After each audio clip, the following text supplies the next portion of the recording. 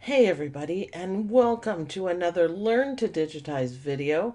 I am Sue from OML Embroidery and OML Digitizing, and today we're working in Hatch and we're talking about fancy stitches, special effects on stitches, and today is the radial fill. Now I've done other videos on the ripple fill and calligraphy and different things like that, so go back and watch those. They're pretty cool, all special effects with one or two clicks. But today, the radial fill. So, what it is radial turning stitches. What does that mean? Let's go look. So, I want to digitize. You go over to the left with on the famous toolbox that I absolutely love. Click on digitize, and we're going to go with another circle. So, you click and hold the left mouse button key. Let go when you have it where you want. Click again. Now I want a perfect circle, so I'm simply going to click. As your regular tatami, boring. Now the radial fill works with tatami and satin stitches. So you can't use it with motif, and there's other ones. The Florentine works with that.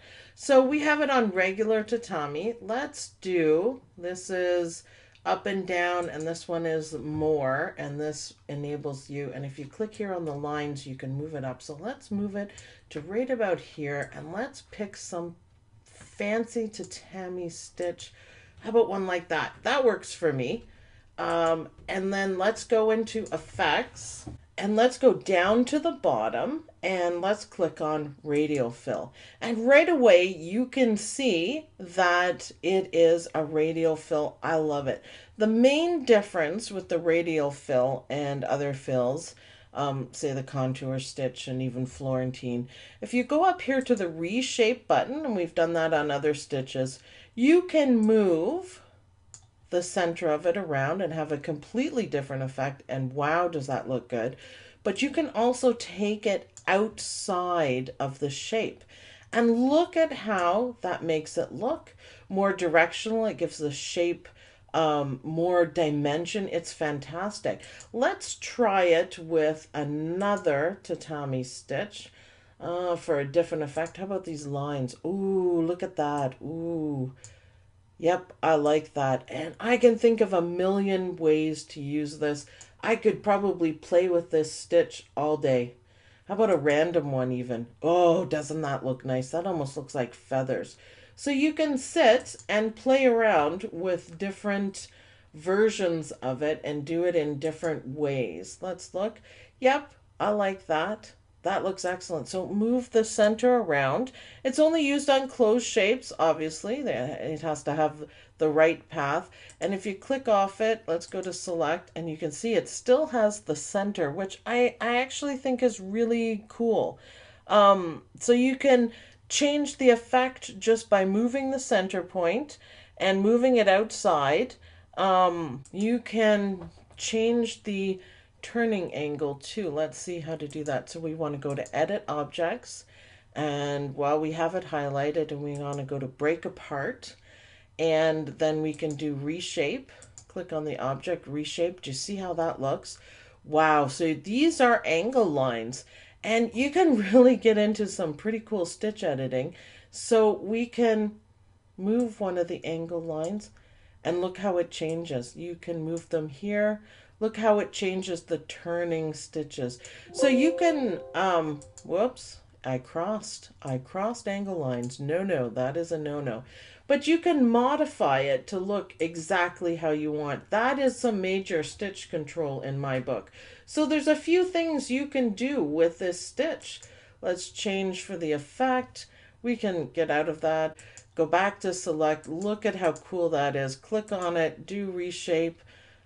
You can play around with it, but that is a spectacular effect. And remember, it only works on tatami and satin. This is too big for satin. Let's close edit objects. Let's go to digitize. We're going to do this again, and we're going to make an oval this time.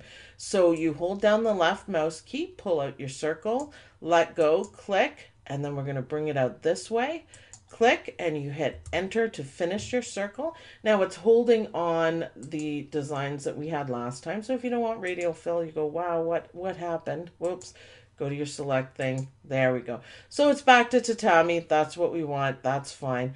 Now let's try doing this. Let's put the radial back on. It's groovy that it holds your last design. I really like that. Let's move this off. Let's move it to about here. Whoops, I need to zoom in apparently because I missed it. Let's move the center. Oh, you can reshape the center.